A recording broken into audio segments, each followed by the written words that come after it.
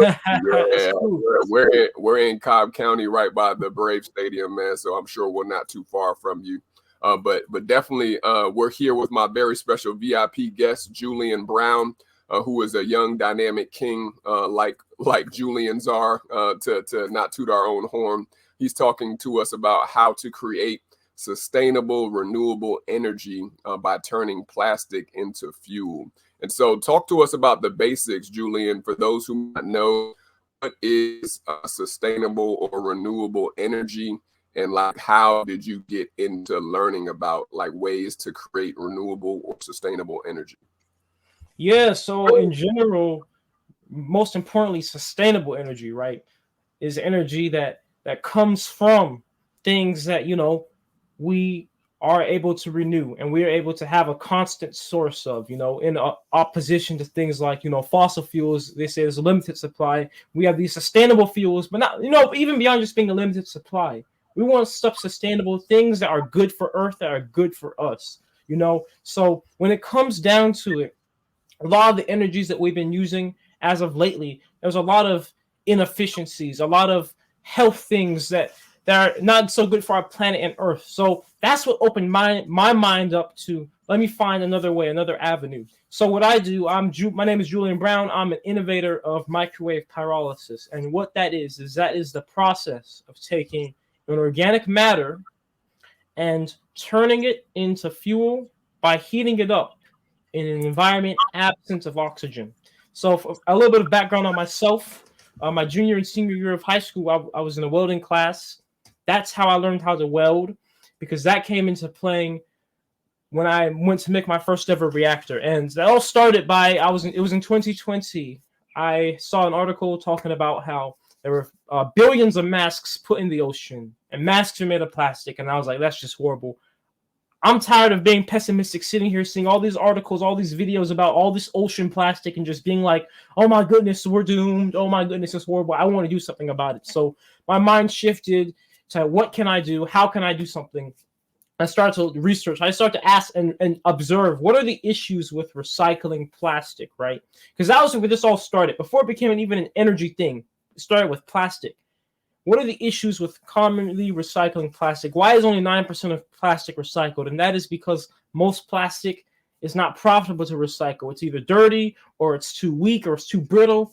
We need a way to deal with plastic waste that does not care about if it's dirty or if it's brittle. And that basically comes down to breaking down these things to their basic building blocks. It's chemistry, right? So the process of pyrolysis is different from burning plastic, because when you burn plastic, it's in an open area. There's air, there's a flame, there's smoke. Like that's like an incinerator, right? Pyrolysis, there is no oxygen. So we have a closed container, a closed metal vessel in which we put plastic.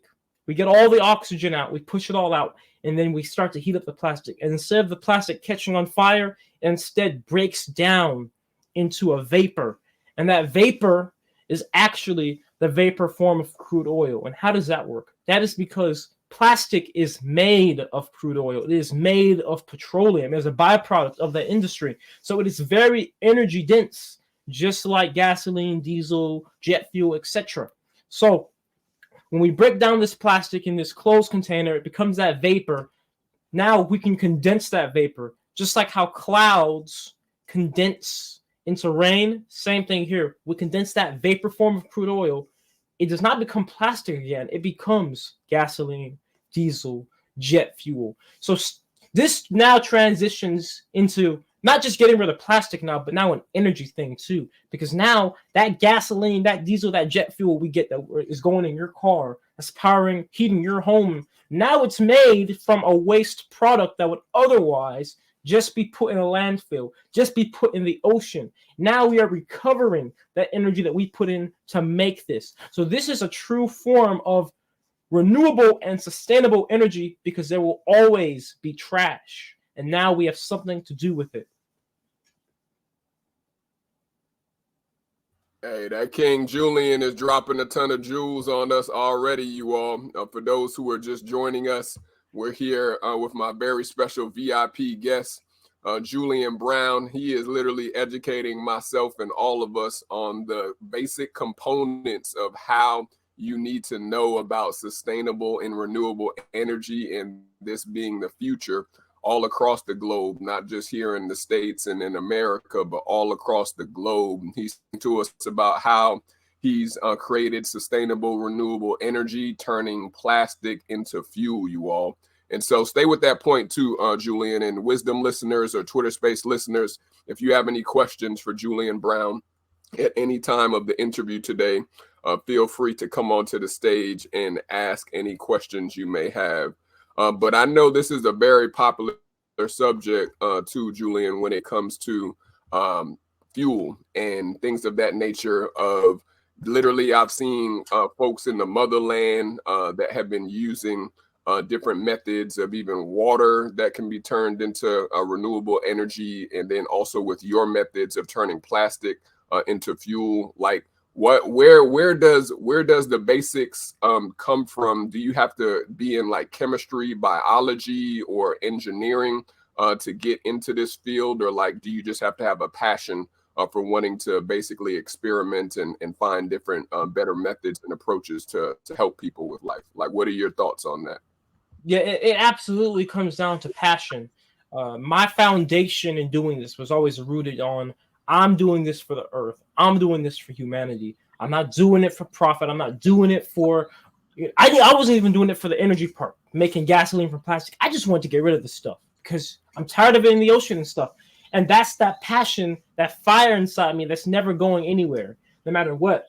So ultimately, here's the thing. This project, basically from a outside perspective, it's chemical engineering, right? Chemistry.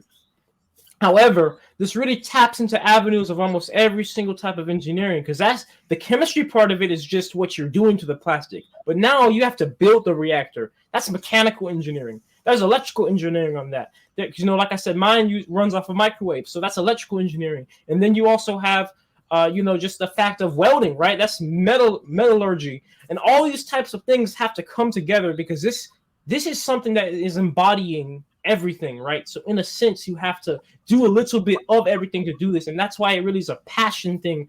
You know, I built my first reactor around 16, 17 years oldish, right? And it really took being in that space of, I'm going to mess up, I'm going to make mistakes, but I'm just going to keep going. I'm going to keep innovating, keep learning. I'm going to be a student to the process to get me to the point where I'm at now, because learning all of these different sectors, people go to college just for one of these, and now you get to have all 4 different types of engineering in one thing, and that's just how it is. So when you're passionate and your foundation is rooted in something strong like humanity and earth, then you'll be able to do anything.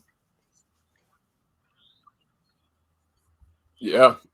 Like Julian is saying, you got to find your passion, y'all. You got to definitely find what your passion and your calling is, so that you can be able to make a change and to not just be talking, but actually be walking out your gifts and also your talents that you have been given.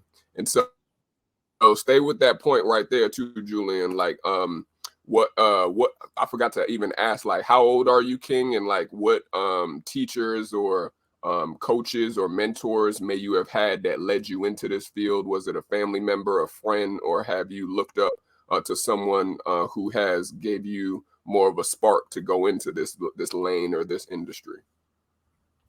Yeah, so I'm 19 years old, and in terms of mentors and all, I do look up to some people like Nikola Tesla, for example, people that really just have proven themselves to be here for humanity, and here fighting for what's right. In terms of my family and all that kind of like almost like inheriting this, I guess. My dad was he did go to college and he was in chemistry. So I guess in a sense he ended up getting his major in biology, I believe, though. But regardless, ultimately, when it came down to doing this and going on this path, it was just something that was just within me. You could say I most certainly was inspired by people I saw and things that I researched online. But it came to a point where I just knew that I wanted to do this so much. I wanted to get rid of plastic waste so much that I was willing to do whatever necessary whatever it took to learn whatever I needed to do it. So I was obsessed with reading research paper after research paper on this process and watching video after video. And that brought me into making my own videos on it because I noticed there was a huge lack of videos on this. There's a huge lack of information.